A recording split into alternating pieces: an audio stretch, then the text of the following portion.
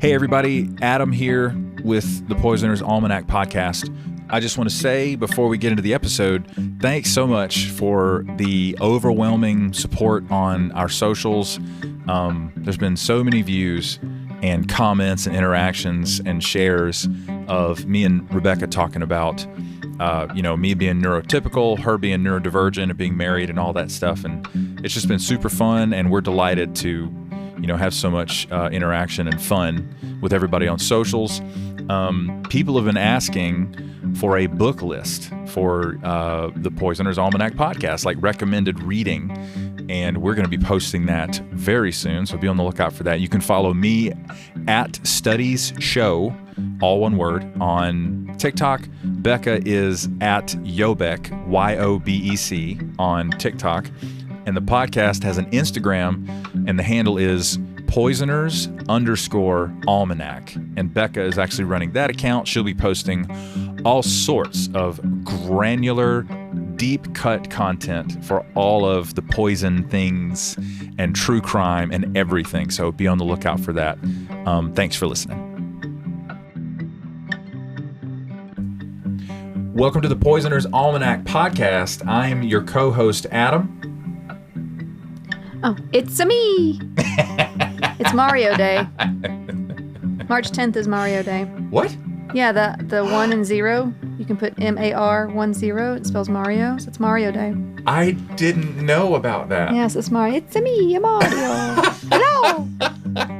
But no, I'm Rebecca, not Mario. Right. It is Mario Day, so happy Mario Day. That is so great. Did you know? And we'll go over this Are you flirting with me? No. This is how neurodivergents flirt with a neurotypical mate. So please continue. One day we are going to go over poisonous mushrooms. Whoa. There's a poisonous mushroom. Rebecca, one of those. My mom's going to hear this. One of those poisonous mushrooms is actually like the precursor to the. Yeah, they one used in Super Mario Brothers? They used it What? for the one that they actually eat, and it actually causes hallucinations. So. So we'll talk about that later. But I love everything you've said so far. Yeah, I just thought I'd bring that up. Okay. Well, today's episode is about... Oh, we're going to be talking about some more heavy metals, but we're talking about lead and mercury today. I was going to add thallium, but I think thallium might deserve its own because we're going to talk about the Mensa murders with thallium. And not the Mensa murders. It's a doozy, but we're going to talk about lead and mercury today. Oh, man. So. And guys, listen, I've been watching Becca do her research, and it's like watching Picasso paint. Okay, I don't know about all that, but okay. Also, I'm so excited. I don't know anything. I don't know anything about the information she gathers. I just see her feverishly scribbling handwritten notes and 4 books open, and I'm gonna be dead soon. Let's just be honest. Okay. Well, I do hope I'm a nicer person than Picasso was, because I've heard some stories. So have I. I haven't. I don't know. Maybe he was poisoned. I don't know. Maybe he was poisoned? Okay. Could be. It's a good guess. You might think lead after hearing what I'm going to talk to you about today. All right, let's get the lead out. Okay. Well, lead, like arsenic, used to be used everywhere, as you know. You've probably heard of lead paint. Oh, yeah. Things like that. But they used to also have like lead in like toys. So if like toys were painted for children, and you know how kids love to put everything in their mouth. So that's fun. There's a meme on the internet about the lead poison stare from people of a certain age group. Is that real? We'll get there. Okay. It's found in the table of contents. Oh my God, the table of elements with the symbol PB. Which stands for the Latin word plumbum. Now it's sorry, that's why what did it's that called. get me? Yeah. Plumbum. So we get Plumbum. we get the word plumbing from this Latin word because lead was used a lot in pipes for a long time. So the reason why it's PB is because plumbing, it all fits. It's all coming together. It's musical. Yeah. It's all coming together. So the Romans used it in their plumbing quite a bit, as well as their plates, cups, utensils, paint, hair dye, makeup, dental tools. Yes, they had dentistry, believe it or not. I can't believe that. Yes, they had some form of dentistry. It involved like tooth extractions. I've heard the part of the fall of the Roman Empire was lead poisoning. Is that true? It's just speculation. We don't really. Okay. It could have added to it. There's other reasons. as well. But I mean, it could have been a spark towards that direction. I mean, if my empire had fallen because of lead, I would be plumb bummed out. Now, we've talked about some insane, we've talked about some insane, like, emperors who've done some crazy stuff. Certainly. I mean, lead poisoning could have been a Side factor note, in if their any of you craziness. emperors would love to sponsor this podcast. They're dead. Well. But that could have been a factor in how crazy they were. So just keep that in mind. Right. Keep that in mind. Okay. Makes sense. But Plum bum. Speaking of dentistry, the Romans actually did have quite a good knowledge of dentistry. They even had a knowledge of gum disease and would create bridges and crowns. They used... That's shocking. But they did also... But, of course, they believed that they also used urine as a mouthwash. It's kind of gross. Oh, okay. So they did a lot of things that we wouldn't do today. They Mercy. also thought cavities were caused by something called tooth worms. I don't know where that. Anyway, yeah. So there's that. And you also have to remember though that they had pretty good teeth, as we can see from the people in Pompeii, like the the remains that are pretty well preserved. Yes. Yes. They actually had pretty good teeth, but you have to remember that granulated sugar did not come about until the 5th century. So they weren't eating mounds of sugar and sugary things. So interesting. Anyway, I didn't know that was a huge difference. Yeah, first rabbit trail. Okay. Of the Check. podcast. Anyway, lead. So they obviously didn't know they were using poison. But looking back, it may be why, like I said, there are some emperors who, while they were the way that they were, and may explain quite a few of the chronic illnesses some Roman aristocrats had to deal with. They dealt with things like infertility, pain, insanity, things like that. So sure. And being aristocratic, they had access to more things like you know these kinds of things. So wow. They even added sugar of lead as a sweetener to drinks like wine. So oh God. There's that. Okay. So yeah, they were just eating it up. They didn't have sugar, but they had sugar of lead. Okay. So. Plum bum. But a more recent example of lead poisoning involves Beethoven. So okay. Beethoven, you know. Yes. The composer. Mm-hmm. He was... The Saint Bernard? No, not that one. Okay. He was ill for much of his life. Often suffered from depression, outbursts of anger. I don't know if you've ever heard like stories where people talk about him as like just yelling all the time and being angry and moody. Yeah, we did see this was in college. We did watch I guess it was a biography movie based on his life, and he was very irritable. Mm-hmm. Didn't he also lose his hearing? Yes. Yeah, and part of that, people say, it's because he listened to music a lot. Actually, lead poisoning can actually lead to some of that too. After his death, they found lead in his bones and hair. He actually asked them to check his body for poisonings after he died because he said, I know something's wrong with me. But, oh my gosh. Yeah. Okay. So he knew something was up with him, but you know, they were still learning about a lot of that. Okay. Also, I want to take this second to remind people that pencil lead, that's not actually lead. It's never been lead.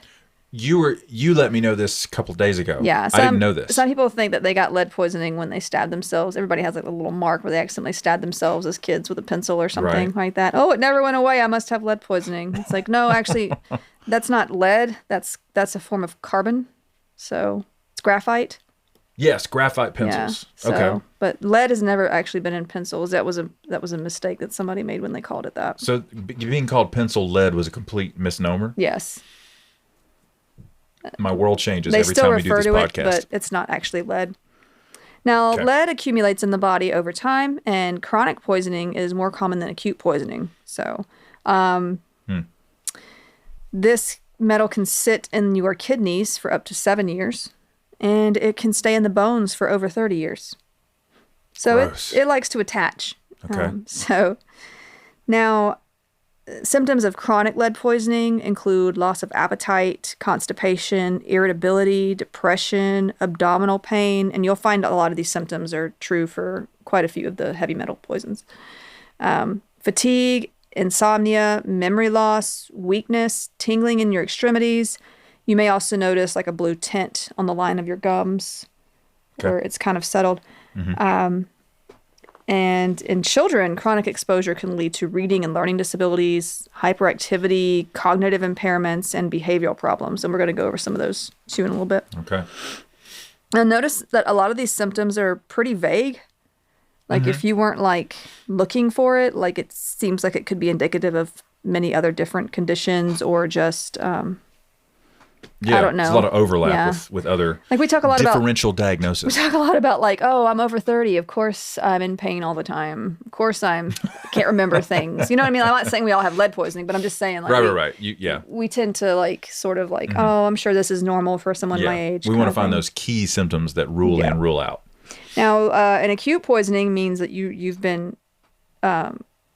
basically been sort of exposed to a really heavy dose at one time, which is less common, but it presents as vomiting, diarrhea, metallic taste in your mouth, like you would taste, it feels like you've got some metal in your mouth, decreased urination, shock, muscle weakness, pain and tingling, headaches, convulsions, and you'll end up in like a coma and then probably die. So, if not treated, and the only way to really treat this is with like the same kind of medicine they use for like arsenic, is the chelating agents that will basically pull it out of you and get it basically through your system to the kidneys and out through your urine. So, well, even if they do that, does it want to hang around in your kidneys still? I mean, it can, but it's not gonna like chelating agents are pretty good about collecting it. But like I said, You said chelating? Yeah. Okay. These are the chemicals or concoctions they'll use to pull the lead out of the system. Mm-hmm. Get the lead out. Oh my God. Yeah. Okay. So. Interesting. And I think they can do like if it's acute and it happened very recently, they can try to do some sort of stomach pumping or stomach flushing. I mean, but now blood tests can show lead in the body, and like I said, chelating agents like I swear I can't say this, dimercaprol, which is like I said, like used in arsenic poisoning too. That's the drug they normally use. Oh, I see. Okay. So can help the body remove it. Most people know, as I said earlier, that lead was used in paint. And you'll still find lead paint in old buildings and old houses and stuff like that. Yeah. So like in our parents' or grandparents' time, it actually wasn't federally banned until 1978. That used is in paint. Unbelievable. And like you could still find it, like I said. It was also found in some cups, old batteries, roofing materials, and contaminated food, soil, and air, such as around like mines or foundries, things like that. And it's seriously toxic to the brain, the entire nervous system. It can also do a lot of damage to your kidneys.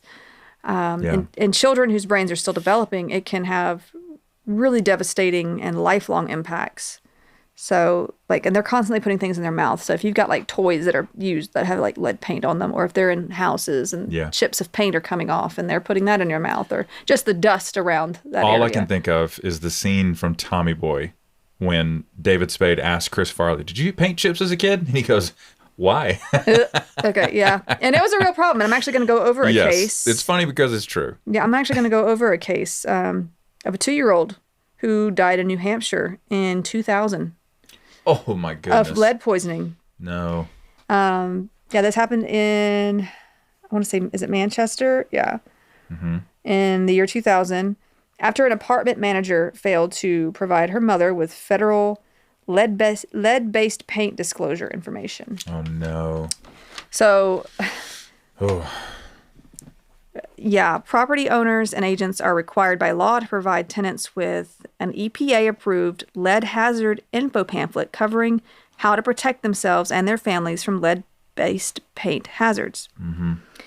So the health department, the Manchester Health Department, announced that the child's lead poisoning was most likely caused by lead paint and lead-contaminated dust found in and around the apartment. So they did an autopsy and found that she had quite a bit of lead in her system, which is what led to her death. So terrible. It's kind of a meme in our society, like lawyers and, they call it a litigious society where you can sue for anything, and it can be absurd.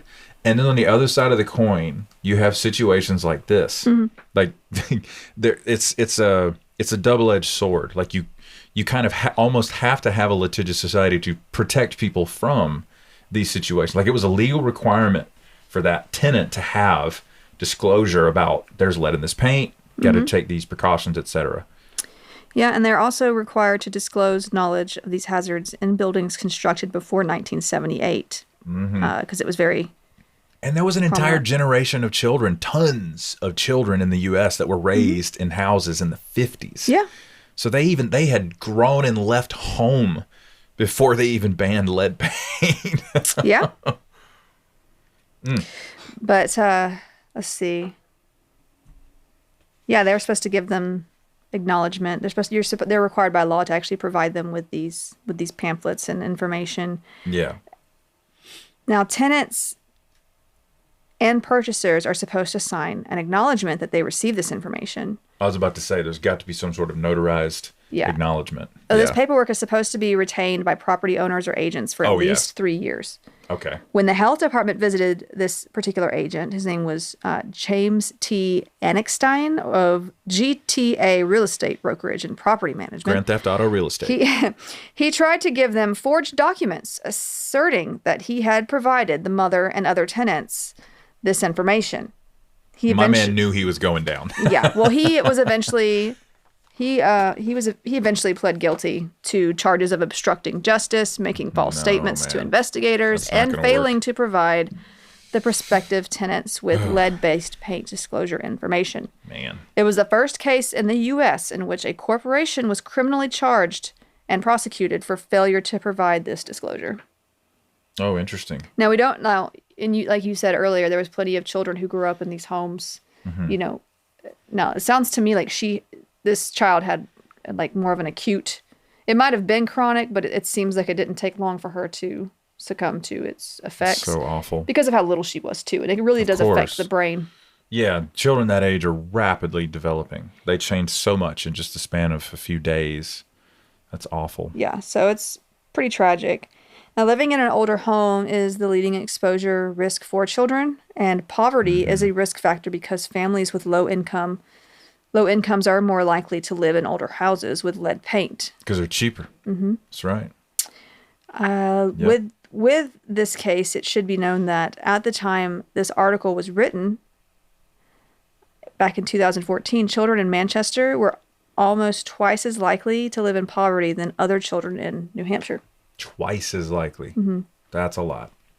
Okay. So just living in an older home may be safe. However, once the lead paint begins to peel or flake, or you do any renovations, contamination and poisoning is likely because now you're spreading the dust from the lead dust, and the paint is falling, and you could easily pick it up or inhale it. Yeah. There's many ways it can. So lead paint is banned in 1978. This incident occurs in 2000. Right. Now, and 22 years after the fact. So that means this place was painted before 1978? Yeah. Okay. Yeah. Somebody took some shortcuts. Yeah. Well, you gotta get rid of it's not, they don't get rid of it though in most old places. All they have to do legally is give you notice that it's there. Oh my God. So that, because it's not going or to. You can play the lottery. Right. There are ways to avoid being poisoned by it. It's there. Just it being there and you looking at it's not going to poison you. Right. But it's going to degrade. It's going to flake. Right. It's, a child is going to pick up a fragment of it on the ground. A 2-year-old. Well, there might be even just like powder that you can't see. Of course. Just dust that it doesn't even take ingestion. It's not healthy. It's not safe. No. But I'm plumb bummed out, I tell you. Yeah. Also, it is not safe to burn any lead-painted wood. So if you do renovations, don't just set things like that on fire because then you're inhaling the vapors. I'm glad you said that because I was about to renovate by burning the place down. So just that's good to know. Good to know that information. You don't want, if you're renovating a really old place and you don't know if it has lead paint, you can find out. But if you just don't know, don't just take pieces of it and put it on a fire and be like, I'm fine. Yikes. I'm good.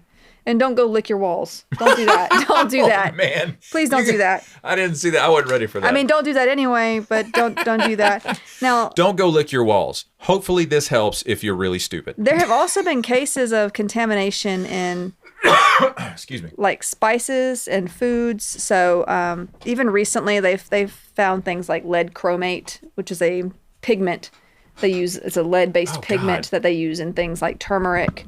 Now, I'm not saying if you take turmeric, it's definitely got lead in it, but there have been times in the past where there were contaminations. So just make sure if you're taking supplements, make sure that they are like third-party tested, that they're from a place you trust, that sort of thing, because they're not really boy. regulated, and you want to make sure. Oh, yes, friends. That take your supplements, take your vitamins, but make sure you're getting them from a place that's safe. That's right, because the lawyer that you talk to after the fact is going to point to that label and say, this is not insured and regulated by the FDA. You have no case. So good luck with the hospital bills. Yeah, just be cautious of that. Now, lead was also used in paint and I just said paint, in makeup. Oh, makeup. Okay, sorry. I was still on board. You could have gone with it. Paint for your face. And now, a lot of people actually speculate that Queen Elizabeth I might have actually died because she wore so much makeup. She wore all this lead-based makeup. Oh, my God.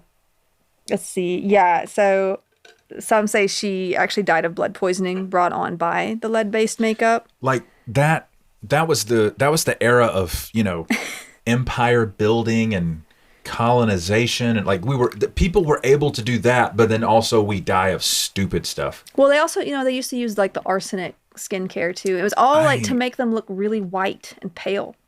I cannot. That's just that's a speculation though. We don't know exactly what she died from. It could have been multiple things. They say she could have also died from pneumonia or cancer, but lead can lead to some of that too. So sure. But so it's just a speculation that she could have also died from her lead-based makeup.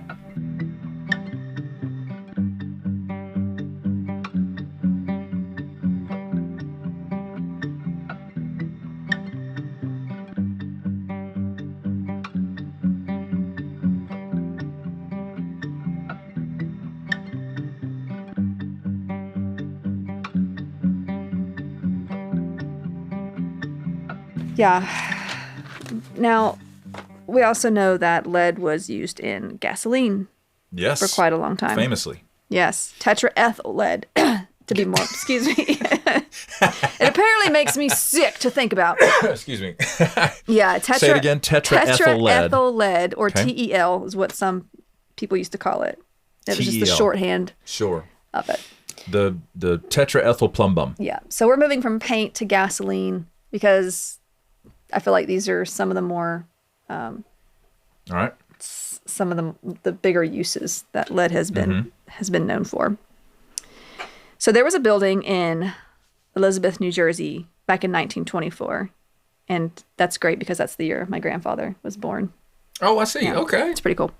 I mean, this isn't pretty cool, but right. Okay, yeah, for sure. The association. Anyway, fun fact. Are you flirting with me? No. Okay. And this building had earned an interesting nickname. It was known as the Looney Gas Building. Yeah. Wait a minute. Is that because of somebody's last name or because they're referring to mental illness? What's going on? We'll see. You'll see. Okay. It was actually called the Standard Oil Refinery, and many of its workers were coming down with strange symptoms such as irritability, memory issues. They even started having hallucinations and delusions. They would get lost in familiar areas, and they wouldn't recognize. Oh no! They wouldn't recognize their friends or coworkers. No. Some were collapsing and having convulsions. One man in particular went insane while at work, and he was screaming, "There are 3 coming at me at once." Oh no! So yeah, hallucinations and such. The ER calls this encephalopathy because they don't have time to make a more specific diagnosis. Well, they'll be like, we need a diagnosis code because this guy's going to tear the walls apart. You could just say confusion related to altered mental status, AMS, if you will. Yes. So, or they could be in DTs. People going into DTs have some interesting symptoms too now. We both of us work in healthcare, just so you guys know. We always filter this stuff through the crazy crap we've seen as healthcare workers. There was a guy I was giving someone who needed this. But when you're in the hospital and you're in the bed, a lot of times they'll give you the heparin shots to keep you from having clots and things. Sure. So I was giving a patient that one time, and they called security on me after the fact and said that I had tried to stab him. So There was that. And you did. That's the trouble. There was that. Why did you stab that guy, Becca? I did not stab him. He didn't even feel it. It was the tiniest little... Anyway, we're not going to go there. Yeah. We're not going to go there. So another man in the same day, actually, later that day, Excuse me. walked out of his second-story window. Just fell out of his... Just walked out. You walked out of it. He survived that incident, but he laid on the ground for a while before anybody noticed he was there. And they were able to take him to the hospital. Oh, dear. Another began acting strange enough to have the police called on him, and it took 4 men to restrain him. Within a month, 32 of the 49 workers at the Looney Gas Building were in the hospital, and 5 ended up dying. Now, it was 5 years before this that Thomas Midgley Jr., have you ever heard of him? No. He would go on to create Freon later. Yeah. You're kidding. Well, Wow. yeah. He was an engineer for General Motors, and his colleague Charles Kettering and he discovered that tetraethyl lead smoothed out the knocking problem in car engines at the time. Like, there would be this, like, heavy, like, knocking every time, like, because the combustion and the... Right. Yeah. I don't know. I'm not a mechanic, but yeah. I read up a little bit on it. Mm-hmm. I didn't know that's why it was included. Yeah. Okay. So this additive... What year are we talking, though? This would have 24? been... Yeah. Well, this would have been 1919, 1920 when it was developed for this person. Now, it was already... Tetraethyl lead had already been around. Okay. But he developed it for this purpose at this time. Sure. Okay. Right? So I'm with you. they found out that it could be used for it. Mm-hmm. It was already around, and I'll go over what had been said about it before. Mm-hmm. But this additive was being made, incidentally, in the Looney Gas Building. So we're starting to see some, Yeah, definite connection. Yeah. Okay. Now, it was marketed as ethyl gasoline because they really didn't want to use lead in the name, because people at this point knew that lead was not a safe thing at this point in time. Oh, my goodness. They'd heard enough about it that they were like, oh, that's not good. Lead's not good. So instead of saying, oh, it's leaded gasoline at this time, they called it ethyl gasoline. That is a complete misrepresentation of what is in that product. So, my goodness. Yeah, it's not the first or the last time that this would happen, Yeah. Now, the company issued a statement of these men who were in the hospital and some having died. They basically just said, well, they just worked too hard. So, of course, they went crazy. And some of them worked themselves to death. God bless America. Duh, that's what happened. Thanks. I hate it. Yeah. And you have to remember, there's no, workers' rights back then.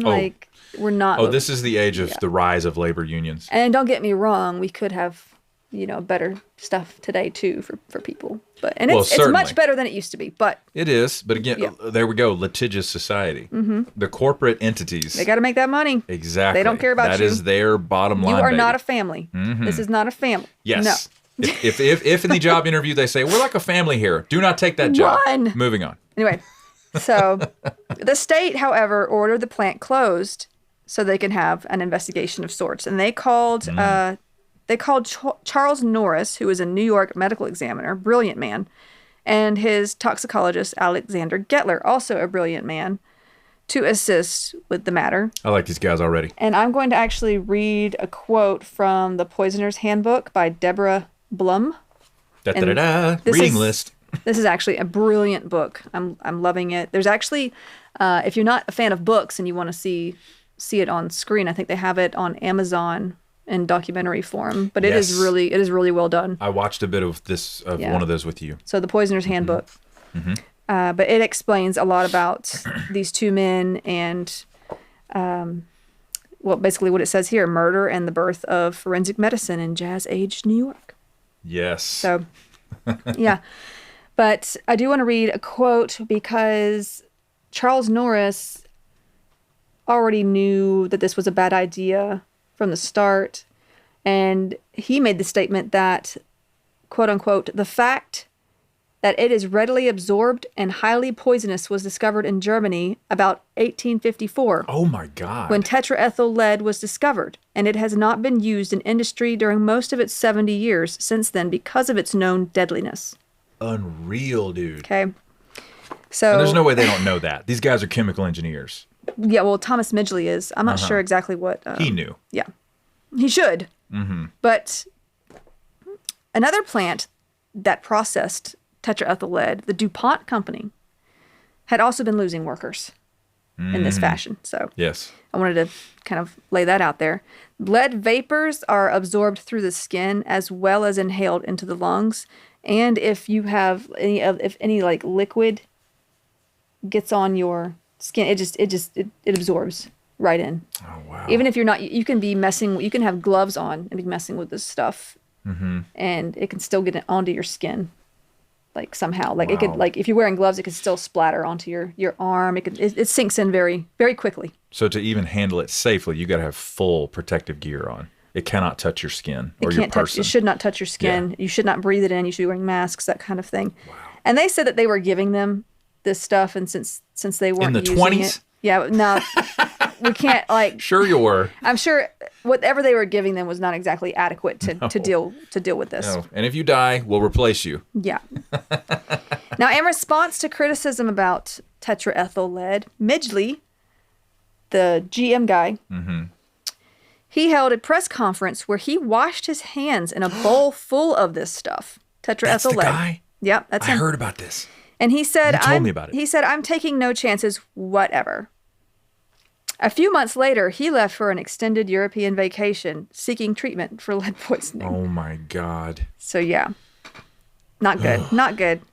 Now, after Norris and Gettler released reports of lead's deadliness, New York banned its sale, as did New Jersey and the city of Philadelphia. Maybe not, I don't think the whole state of Pennsylvania did, Well, but the city of Philadelphia did. The vast majority of industry is going to be in the city at that point. So that's, yeah. Now, manufacturing companies were, as I'm sure you understand, deeply invested in this product, in tetraethyl lead. You don't say. And they demanded a federal investigation. Okay. It was done, but the pro-business administration under President Coolidge was involved. Man. So they brought politics into it. See, And Coolidge was not a regulation sort of guy. He just said, oh, we shouldn't be involved in anything. If they want to make it, let them make it. We don't really care.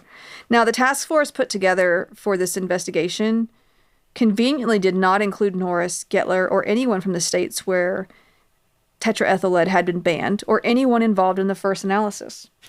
Okay? okay. So you can see there's a little bit of bias going into this. Absolutely. Of course. It makes me wonder, okay, as a government, as a society, what are we blindly ignorant about or aggressively ignorant about that is on this level now? I feel like back then it was probably much easier to get away with this too, because there was no social media. There was no people couldn't share hey, I saw this at work today, or hey, something's going down here. Right. There wasn't as much going around as quickly. Of course. But I'm not saying none of this is happening today. I'm sure there's plenty of this kind of stuff happening behind the scenes today. There's still crappy people today. Yes, there are. Now, in 1926, this public health service concluded there was no danger in adding lead to gasoline as long as workers were well protected.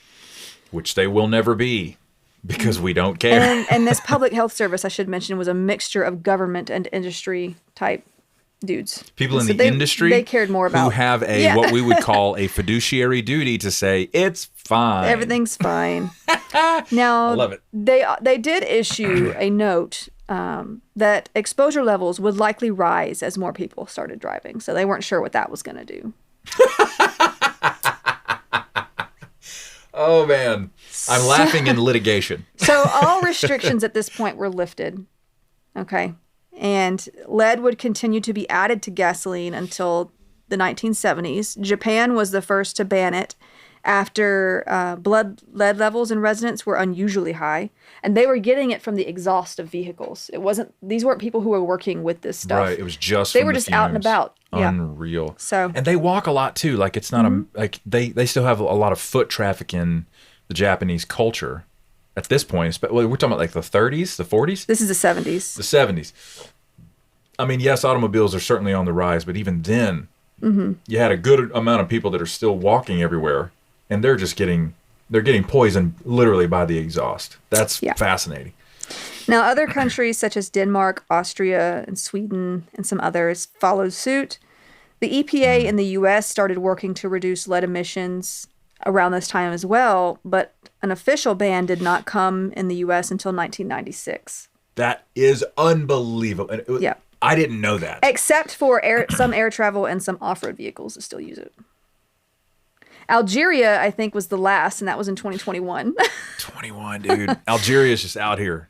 They were like, we're going to use it what we have left. So They're just in these streets, screw it. man. But yeah, they were trying to. I think one of the ways they were trying to get rid of lead in America before then was creating vehicles that could not use leaded gasoline, because if you I think it would destroy their catalytic converters and such if they used it. So, they started trying to phase it out, and I don't know, but I think people notoriously hate change. At least living here in America, I've noticed that a lot. Mm-hmm. At least where we live down here in the South, they don't like change. It's scary. Yes, and the only thing that happens all the time is change. But you know what's scarier than change? Lead. Okay, it's bad stuff. You bunch of plum bums. That's right. So it was officially banned in 1996. Amazing. Thankfully.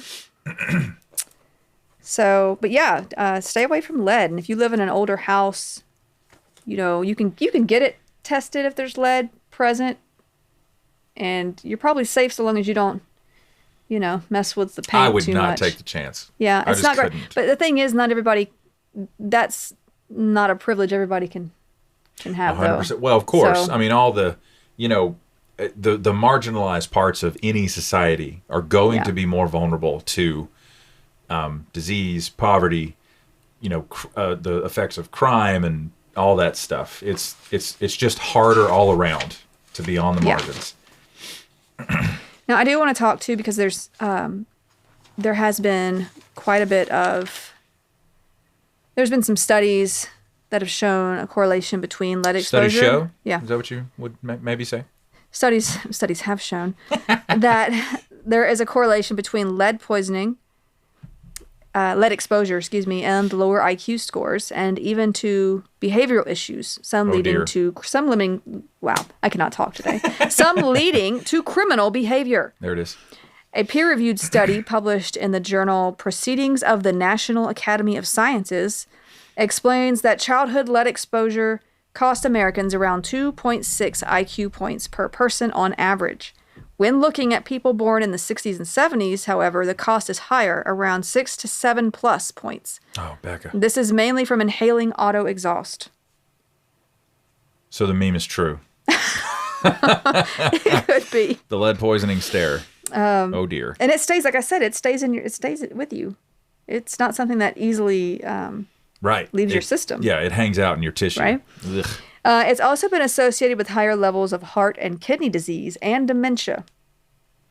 See, okay, and I'm a person who regularly works with patients who have dementia. That's crazy. When you think about how there's been an increase in a lot of those issues, this may be part of the reason. I've had tons of military veterans, retired military, who spent decades abroad, and they were in places where these other countries are also still in the process of developing any sort of environmental regulation or control. Oh, we can talk about Agent Orange and stuff too. Oh, baby. Because we haven't even gotten into pesticides and things like that. Oh, I'm so excited. But there are a lot of, Yeah. We kind of have. I mean, arsenic was used in tangentially. Some but yeah, we could do we could do 3 parts. But there are people still suffering from 100% the Agent Orange mess. That's right. Not just here, but in Vietnam too. Mm-hmm. And nobody knew. Come on. There was not a single chemical engineer with the United States Army that was I don't know, it kills everything in 24 hours. It's probably not good for people. Well, they basically unloaded that to get rid of the foliage, basically, that was covering up. Anyway, exactly. That's another. It was a tactic. Another rabbit trail, but yeah. we could talk about that one later for sure. Focus. But so another study, the association between lead exposure and crime, a systematic review, explains that there are links between lead exposure, especially in childhood and in the teenage years, and social problems, aggression, and violence. That's fascinating. What would provoke them to ask that question? A connection between heavy metal poisoning and crime. I mean, you can look back, though, and see evidence of some of that in the Romans times, like violence and aggression related to, because there's a correlating factor of they used lead quite a bit, and they did some crazy stuff. They really did. So, and not they just fed them. people to lions for sport. And not just them.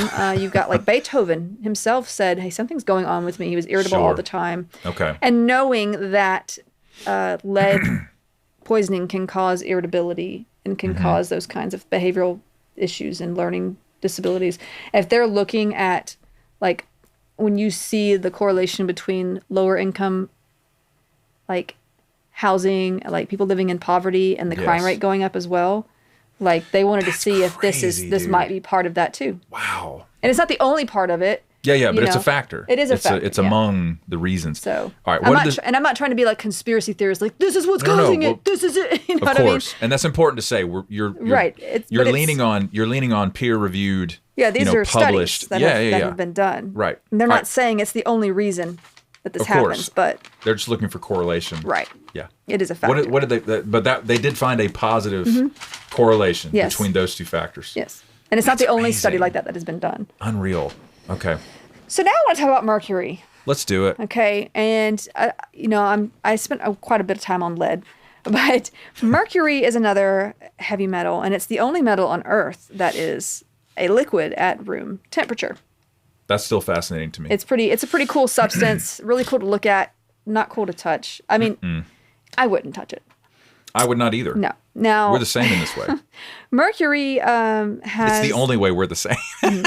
Mercury is in the table of elements as the symbol Hg, which stands for hydragyrum. Home and garden. Wait, what? Hydragyrum. Oh. From the Greek hydrargyros, meaning water and silver.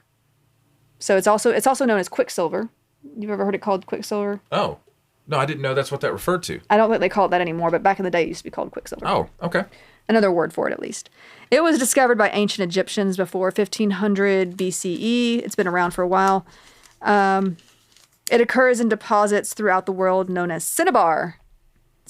And it's a pretty cool looking. That sounds like something I can buy at the mall to eat. Is it like a cinnabon?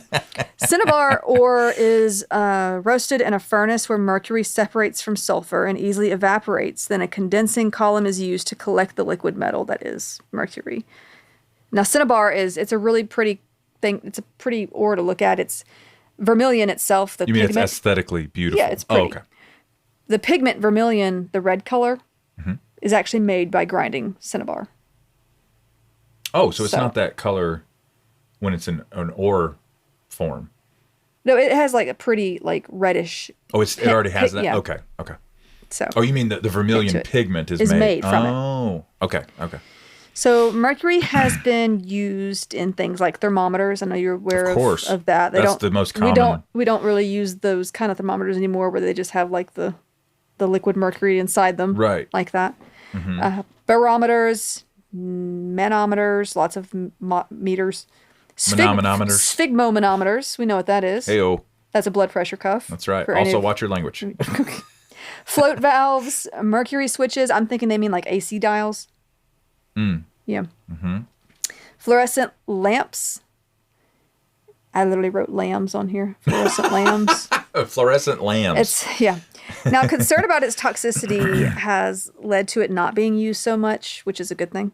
But it is still used in research as well as in some dental practices for fillings and in some fluorescent lights. Okay. So places you're not necessarily, like the fillings, it's not like, it's in an amalgam, so it's going to stay there. It's paired with something else that makes it stabilizes the mercury aspect. I mean, it's not going to go anywhere is what they're assuming. Gotcha, yeah. Anyway, mercury was also once used as a medicine to treat things like constipation and syphilis. Yeah. And I'm sure we've all heard of Mad Hatters, milliners, milliners or hatters would sometimes put the felt that they used to make these hats into their mouths. And the felt itself was made using mercury. Right. So while they would put it in their mouths while working, Yeah. or they would breathe if it got hot, and they breathed the vapors Right. in the heat. So the Mad Hatter from Alice in Wonderland is a caricature of... Something like that. Right. And Wow. they would end up with things like tremors, irritability, instability, so that they kind of acted a Jabberwocky. little crazy. Okay.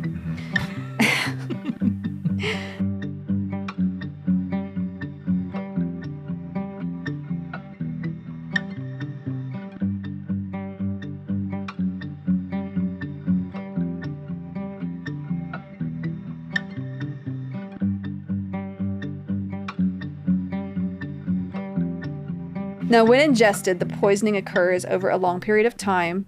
You may have heard too, like, that people are not advised to eat like tuna more than so many times a week. Have you heard that? You're not supposed to. No. Really? No. And like, especially pregnant women aren't supposed to eat tuna or sushi too much. Oh. And well, part of the reason for that is that because of a lot of pollution and things like that, fish like tuna have a lot of mercury built up in them because of But it doesn't make them pollution. sick. Well, it sits in the muscles. Yes, retained in their flesh, but it doesn't make them ill. No, but things that do eat them can Of also course, absorb you pass that. it on the food chain. Oh, yeah. You'll absorb it That's too. crazy. So that's why they say, hey, maybe don't eat tuna every day, because tuna is it's a big fish. It's got a lot of muscles, probably a lot of Sure. mercury. It's not the Just only per fish with it, pound. but yeah. Right. Well, that reminds me of, shellfish or filter feeders or bottom feeding fish, catfish. Yeah, it's a big problem because like even the birds, when they eat them, they end up with some level of poisoning. Totally. But these creatures can Right. retain the contaminants in their flesh without becoming ill. It's totally The fish, well, sometimes. And now, I'm not But then sure. if they're part of- I'm not a marine biologist, so I don't know. Right. But if we consume those things, we Right. at least take the risk of ingesting those things too. Right, and it's not that you can't eat tuna. It's just you shouldn't eat a whole Right. bunch of it. But it's just fascinating that it might be All a the risk. time. Yeah. Yeah. Okay. So, yeah, it is inhalation of it. The vapors will damage the respiratory and nervous systems. You can also end up with multi-organ failure, psychosis, and death. But first, you'll start to feel anxious, depressed. You'll lose your memory. So it's basically like turning 30.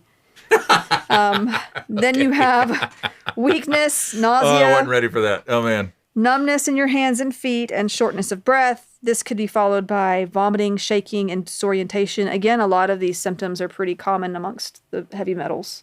Mm-hmm. So, now gradual poisoning signs are seen in the gums, where you'll have like a gray, like tint to your gums, and your teeth start to deteriorate and fall out, things like that. Okay. Now, I know we're getting close on time, but I do want to talk about.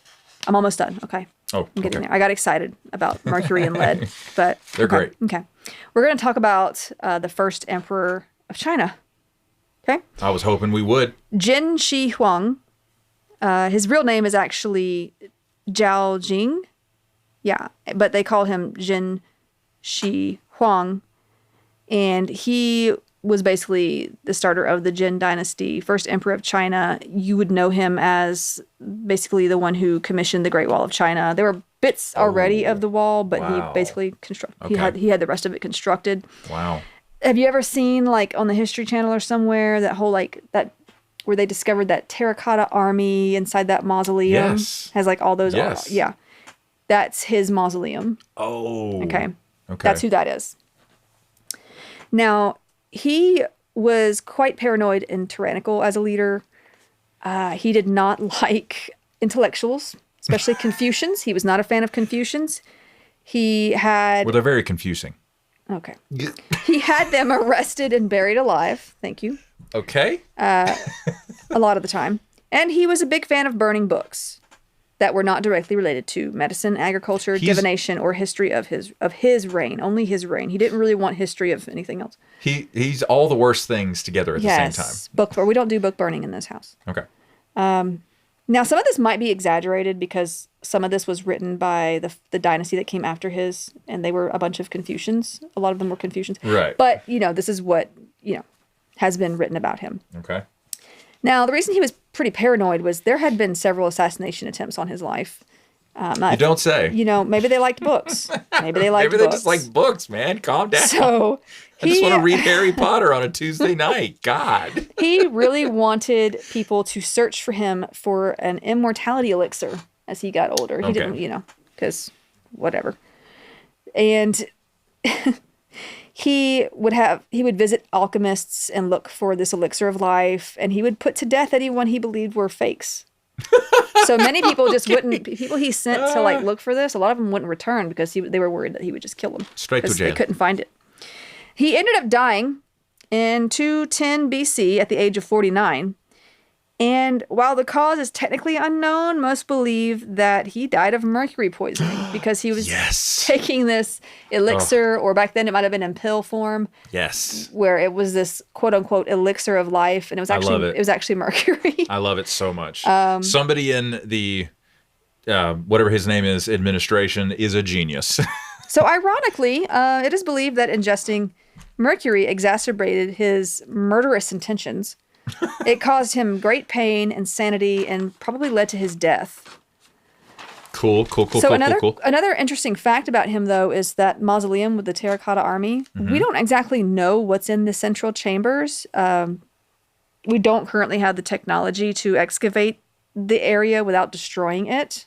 Oh. But we do have an account from court historian Shima Chung, and it tells us that the emperor's tomb is surrounded by rivers of liquid mercury, and also that there's booby traps, mainly crossbows. Now, probes, people were skeptical, but probes... This is like an Indiana Jones movie. Yeah. Probes were actually inserted into this burial chamber, and they detected mercury at more than 100 times normal levels. So it's quite possible that account is correct. That's amazing. Oh my God. So... It's the Temple of Doom. There you go. Now... all he needs is a giant boulder to chase you out of there. I wanted to talk about a few, I guess, more current cases. I've just got some summaries here of some of these. Now, there's been some accidental poisonings. We need to make our episodes an hour long. We do. We just do. I'm sorry. I get excited. You know how excited I get over this. We just decided to make it 45 minutes instead of 30, and we're at 48 minutes right now. No, you don't understand. I don't. I did not think I was going to get this deep into this. You have, and you always will. Just know. True.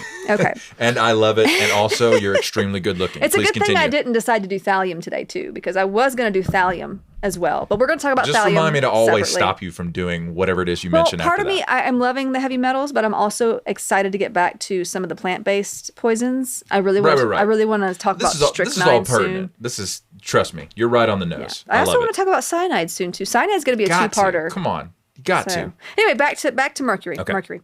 So there's some accidental poisonings I want to talk about. Karen Wetterhahn died in 19... Sorry.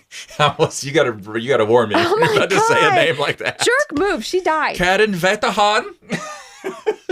She died in 1997. Which isn't funny, but her name is. Just disrespectful. She was a chemistry professor, and she was studying mercury, but her gloves were not protective enough. Oh, no. And over time, she ended up being poisoned. Karen. With mercury. So that's terrible. No fun. Tony Winnett died of mercury poisoning in 2008 after inhaling the vapors while trying to extract gold from computer motherboards. I didn't even know you could do that. Oh, no. But the contamination was so severe that his home had to be entirely gutted because it just I guess it soaked right into the walls. What was his profession? Was he an IT guy? I don't know. I think he was just trying to... Make some extra cash? Yeah. I'm wondering if that's actually possible or profitable. We're not going to try that, though. I agree. I'm just saying, my guy really thought it was... Right. But he must have... I don't know. There must have been some evidence that it would have been worth it to do so. Apparently, it's extremely dangerous. He might not have known the risks. Sure. I mean, you don't really think about, You just can't go burning stuff. I might die of mercury poisoning in this day and age. You never know. You just can't go burning stuff. I wish the United States Army would figure that out. Oh, yeah. Let's okay. Definitely. I burn agree. bits. I agree with you. Please stop. Definitely agree with you. Now, some intentional poisoning, and a lot of these are very recent, which is surprising to me because when I think of poisoning, honestly, I would think people would. That's not the one I would reach for. Right. Like mercury it's known about, but it's not something that you would think of as a murder weapon as much as some of the others. Okay. No. So I want to talk about Patricia Ann Kusarovsky in 2008. She was a 43-year-old teacher and mother of 2 living in Canada in New Brunswick, I believe. Yeah. She actually died at a hospital in New Brunswick in August of 2008 after a quote-unquote long illness. Her death was deemed suspicious, however, and after finding very significant levels of mercury in her system, the police labeled it a homicide. Oh, wow. No charges have been brought, however, because no evidence was ever found as to the culprit. Oh, they couldn't trace it back to a source. No. Oh, my God. And the family, has come out and said that the detective work was pretty shoddy. They don't think it was handled correctly, that kind of thing. Now, one man was arrested, but he was released, without... There's no evidence, I guess, that could Wasn't support strong him. enough. Yeah. Okay. Couldn't charge him. And this case has never been solved. That's terrible. Right? Never been solved. Okay. Now, in Germany... I bet you Grissom from CSI could figure it out. He probably could. Okay. But his thing was bugs. Wasn't he he was into insects? He was. Yeah. All right, Germany. Sorry. Yeah. In Germany in 2016, a 23-year-old man named Nick N. I think in Germany they have to protect the privacy of people. They don't give full names like that. So that's a pseudonym. Nick N. it's his name, but they don't give the full last name. Oh, it's just the last initial? Yeah. Gotcha. Nick N. He went to a hospital after experiencing numbness in his fingers, fatigue, weakness, and vomiting. He went into a coma and he never woke up. It was discovered that he had mercury poisoning. Okay. Then 2 of his coworkers became ill, and one started to suspect the food in the break room. He had noticed some powdery substance on the bread of his sandwiches. Honestly, if I notice something like that, I'm not eating it. No, you will not. I 100% believe you. I'm the kind of person, if a spoon gets laid on my counter, I'm not using it. Even if my counter is clean, I'm kind of psycho like that. You won't do it. I'm kind of a germaphobe. Or maybe you're just observant. I don't know. Maybe I read too much about poisons. Maybe. That could be it. It could be I don't know. Who knows? So, yeah. But he did eat it, and he encouraged that a camera be set up in the break room. Oh, now we're getting somewhere. They ended up catching another coworker, Klaus O., known for being very quiet and liking to be left alone. I mean, same, but I'm not going to go poison people. Sneaking into the break room and pulling vials from his pocket and adding the contents of those vials to other workers' food. Bro. And everybody's like listening, and they're like, I'm never taking my lunch to work again. I saw Klaus on the security footage pull a vial from his jacket. Sorry, it's my German. He's poisoning his co-workers. The co-workers. He was, okay. The contents in the vials were found to be lead and mercury compounds. And he was arrested and convicted of attempted murder and bodily injury and sentenced to life in prison. Now, I don't know why he wasn't convicted of straight murder for the one guy that went into a coma and died. I don't know why they wouldn't go for the highest charge. Right. But there were speculations, however, that more than 3 were poisoned because I think like 20 or so men had actually died while he'd been working there. Oh my God. Now, they can't prove that he poisoned them, that they died of poison just yet, but anyway. That's nuts.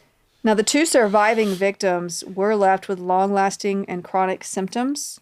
They also ended up on dialysis because of kidney disease. Oh, no. And basically couldn't work. That's terrible. After that. No motive was ever given after finding research materials at his home. Research materials. Okay. Like his books on the poisons? And like seeing his computer where he'd been ordering this stuff. And they found lead acetate in his pocket when they arrested him. Oh, so he was a talented individual. He was married, had 2 kids. Just your typical whatever. But it's absurd. Yeah.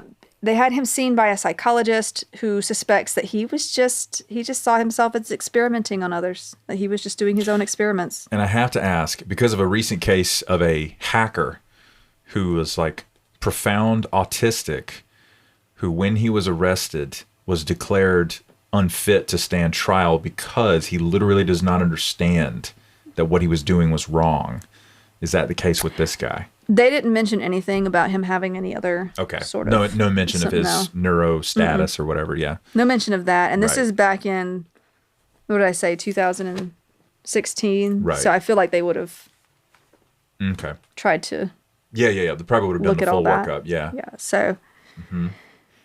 And that's no shade to anybody who's neurodivergent, of No, course. I mean... But No. the neurodivergence can be so profound that they have no connection between their actions and the criminality. Honestly, of it. well, yeah, honestly, usually with neurodivergence, you see a really high incidence of justice, like this need for justice. Totally. This sense of justice. Mm-hmm.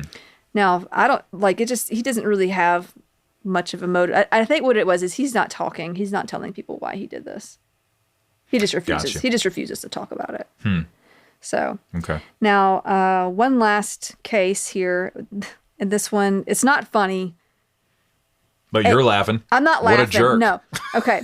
Now I'm just going to read it. Okay. Between 2011 and 2012, this is before the other case, but a New York man decided to deposit liquid mercury in various locations at Albany Medical Center, including in the food.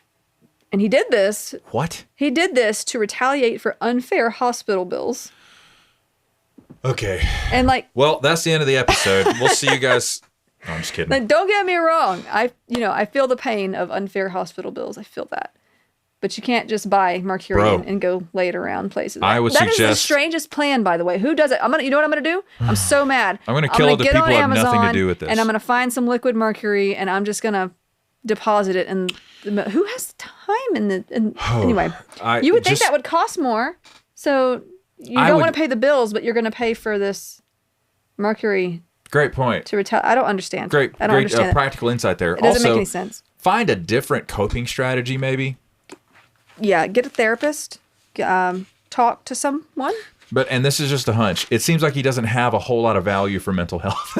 Also, I'm wondering if nobody saw him like walking around the hospital. Like maybe I would hope he had gloves on because he just poisoned himself too. Probably if he didn't. That's a good But point. then is he just put you don't see somebody just putting random stuff on the. I don't know. I noticed that stuff, but. Oh boy. So yeah, that's just some cases of more recent poisoning due to mercury. And Horrible. Yeah. Well, we're going to talk next time about thallium, and there is a murder case involving thallium. A lot of people have probably heard of it. It's the Mensa murders. You ever heard of the Mensa murders? Only because of you, and I think weren't they mentioned on the? No. That wasn't in the Poison Garden, was it? One of their plaques.